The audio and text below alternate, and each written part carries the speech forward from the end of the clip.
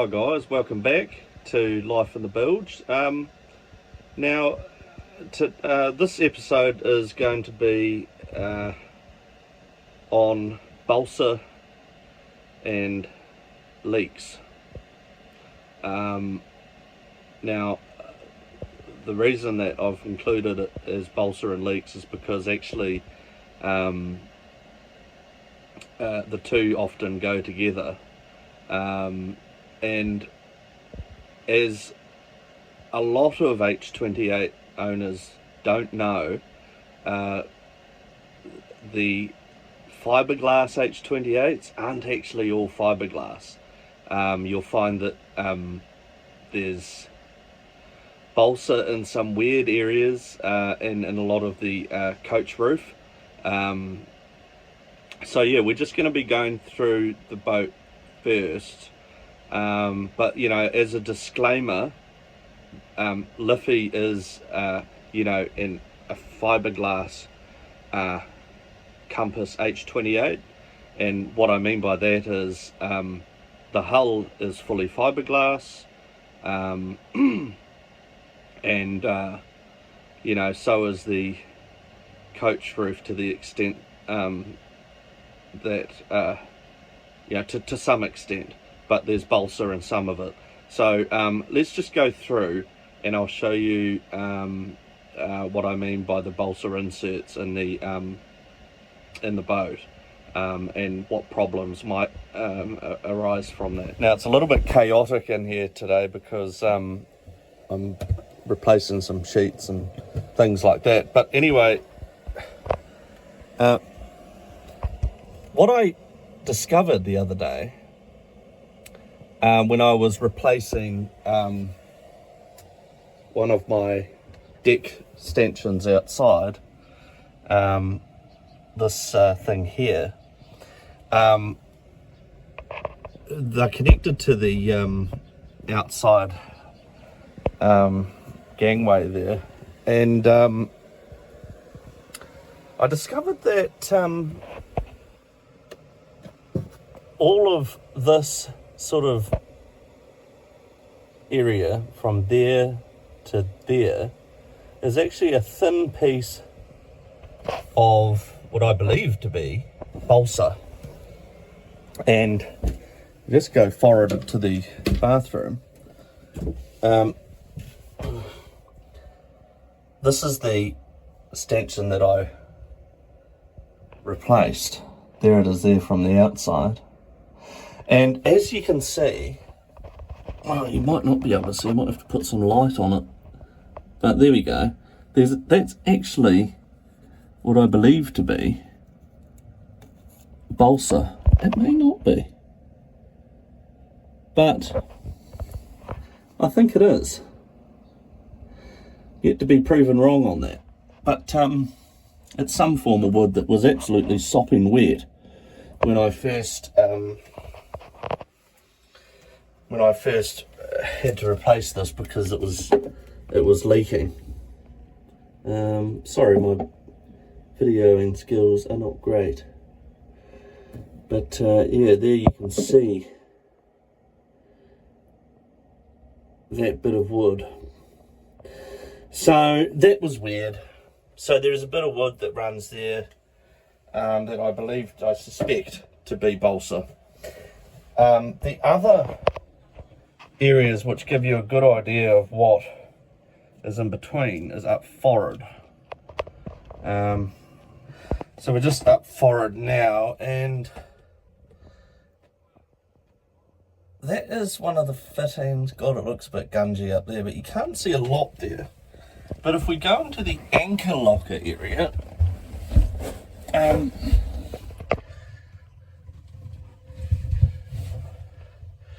then you can see this hose pipe here. Let's see if I can actually get this properly. Sorry, it's about positioning yourselves properly. You can see that there is a layer of glass, and then in between that you've got balsa wood, and it's very distinctive because It kind of looks like little straws. And so there's your balsa wood there, and you can see actually in the bulge of the front section of the boat where it stops and where it begins, which is there. So this is all just straight glass, and this is a bit of balsa. So, you know, there's definitely balsa in some areas of the boat.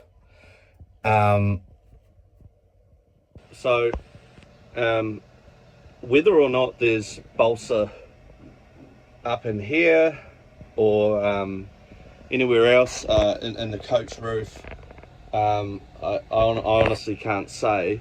However, I suspect that there might be. And how the balsa ties into the whole balsa and leaks is that, if water saturates balsa for a while, or it gets wet, it just turns to mush. And I have experienced a little bit of that in that forehead area. So it really pays to watch your fittings, because that can really cause some issues. From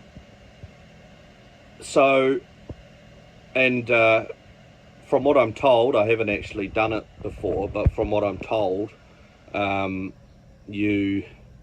if it does become basically rotten and cardboard like, you basically need to scrape out all the mush that's between those two layers, and then fill it with something else. Some people just use foam, or probably not a good idea, but timber and things like that, and sort of cut the top piece off and then fiberglass that down. So there's different ways of doing that, but the best thing is to talk to someone who actually knows what they're doing, potentially like a boat builder or something like that, if you're experiencing issues. And one of the easiest ways to know whether that something's going wrong is you'll be walking along your decks in certain areas, and there'll be like a little bit of play in the deck, and that should give you an indication that all is not well with the balsa, and maybe some investigation needs to be done, and also indicative of a leak. Now, talking about leaks, I'm not going to go on for too long, because we all know that videos with people talking too much just becomes tiresome. But it was raining like hell the other day, but look at the weather now. Wow. Wow. But anyway, leaks on a boat. Leaks, water has a way of getting into basically every nook and cranny. And, the problem is, at least with the top sides, and this video is primarily about the top sides of the boat, although I am going to talk about the where one of the other biggest leaks is below the waterline.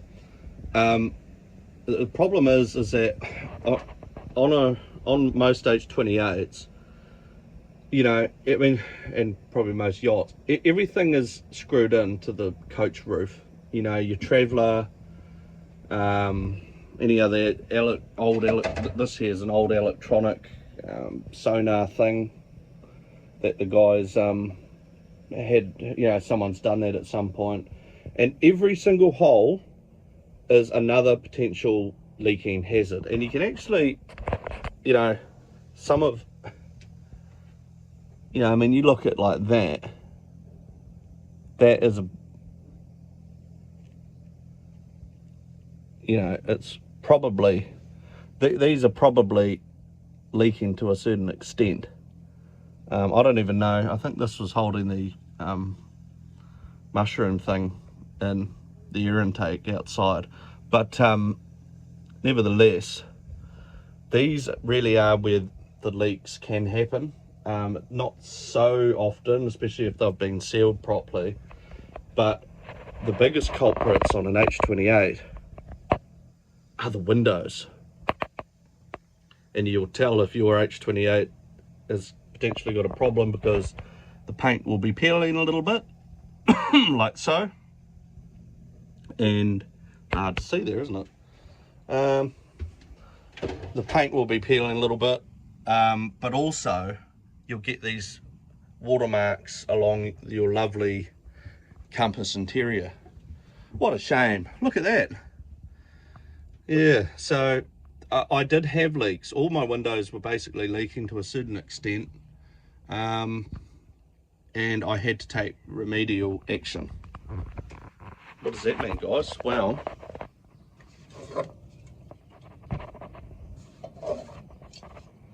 CRC stop leak. This is not an advertisement, but I really endorse this product. Just great, and you can use it basically on anything. It says that it stops leaks, bridges gaps and cracks, flexible, UV resistant, anti-corrosive, use on almost any substrate. And it's made in New Zealand, guys. Look at that. Probably backwards. But yeah, so anyway,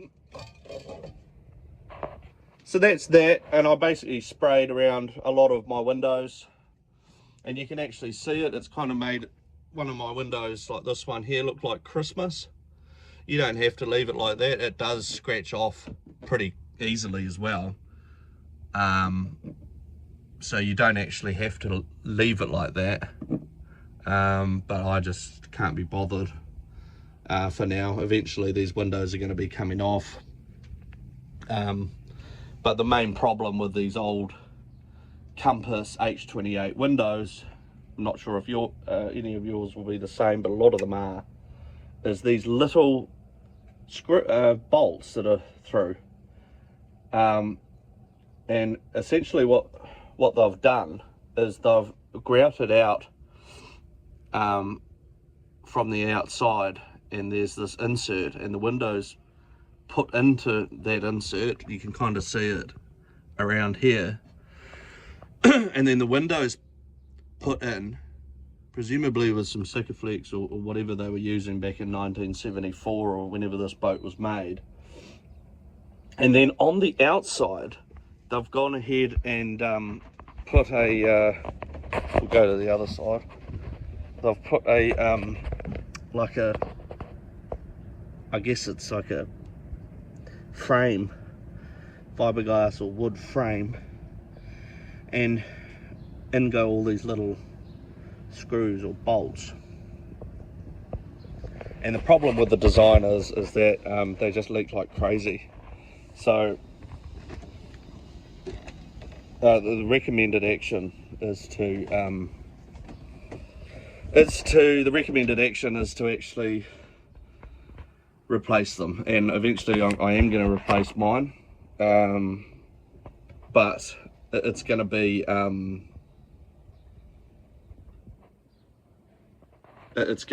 matter of taking all of these out, filling in these silly holes again, and basically just Sikaflexing these in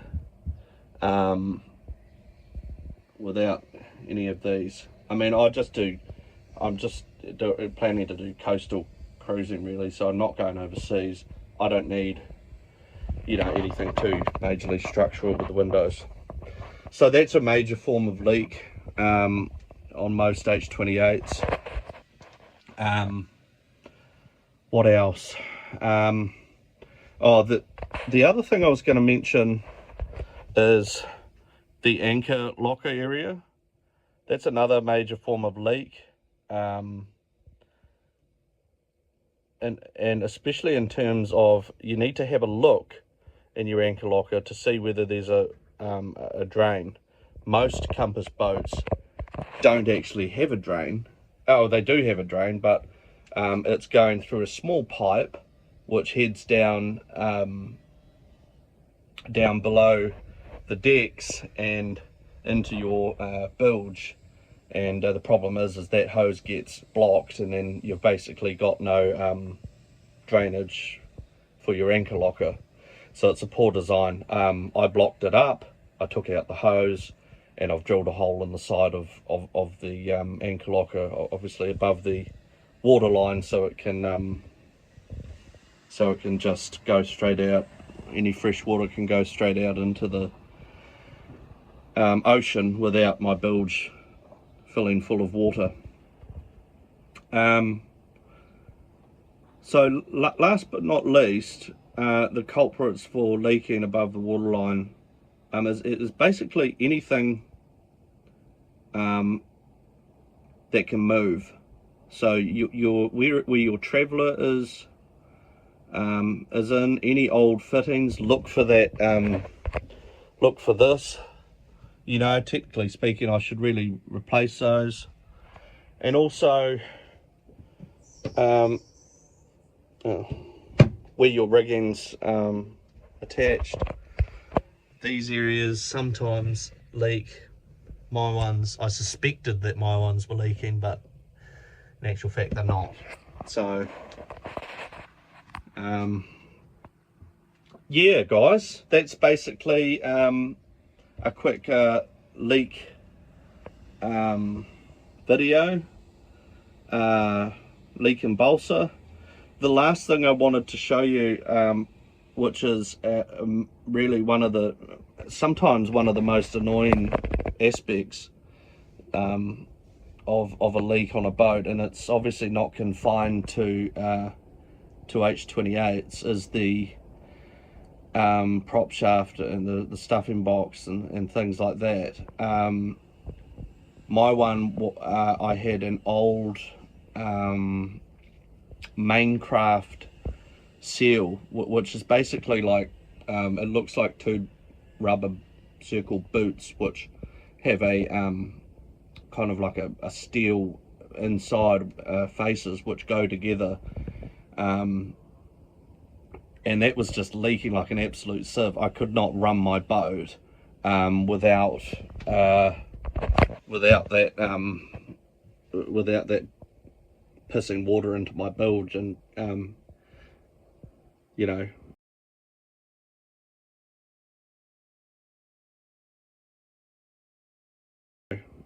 it made for a very stressful motor. So let's just have a quick look at the new system that I've put in, because I thoroughly recommend, if you're having problems with the stuffing box and props, where the prop shaft goes through there, it's pays to do something about it. So I'll just quickly show you guys what I've done. Oh wow. So basically, in a nutshell, this is my new setup.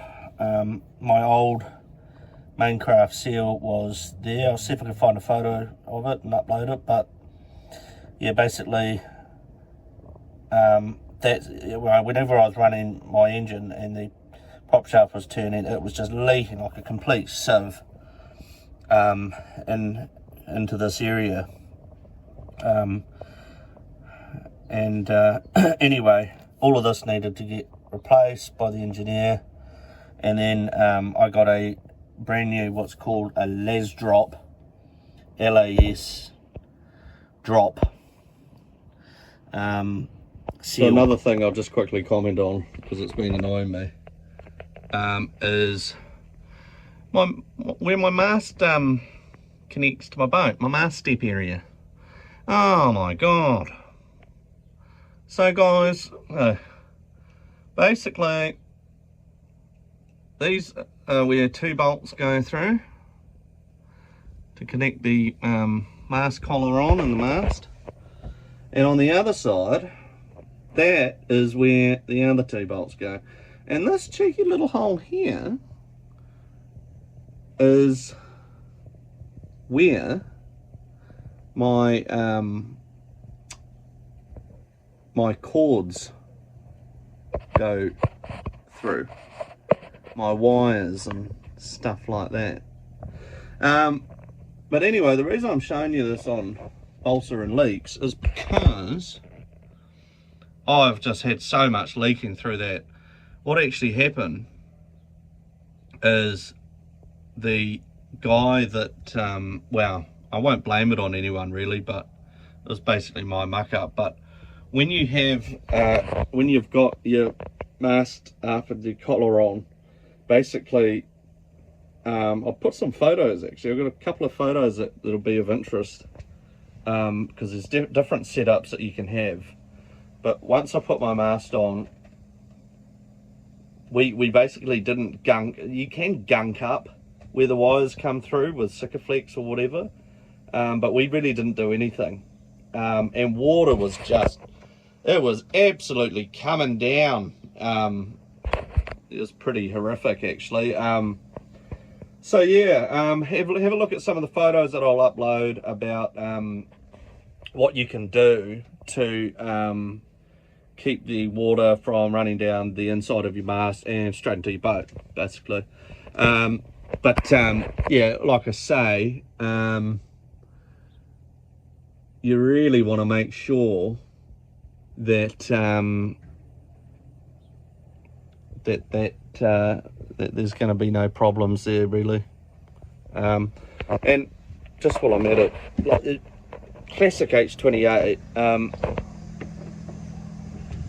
H28 guys. So this is how I'm keeping water out of my boat basically at the moment, via a complicated frying pan system. Basically,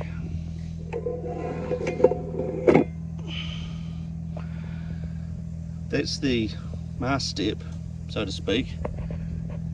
I'm sure if you can actually see that. That's the mast step, guys, and essentially, I'll see if I can find a photo, but basically I had a block of wood which came up about that high. That would sit there, and the collar, which the mast would then insert it into, would go onto that, and the wires would go straight down this hole. But as I say, you need to have some sort of mechanism to stop the water just running straight down. Should you have a block on top of this kind of already existing block? Well, possibly. I've seen a lot of H28s over the last few weeks. I've just been back from Nelson, and I have to say some of the masts which are directly on that pre-existing fiberglassed in wooden block or whatever type of wood is in there, there is some compression happening. In other words, over time, you can see that the pressure from the mast and the rigging has just made it sink a bit, and there's some cracking around that fiberglass. So I don't think that having a block on there is exactly a bad idea. I'm having a new one made up of some nice hard wood, and then we're going to go ahead and stick that on and get a new system going for the electronics. So yeah, just food for thought, guys. Yeah.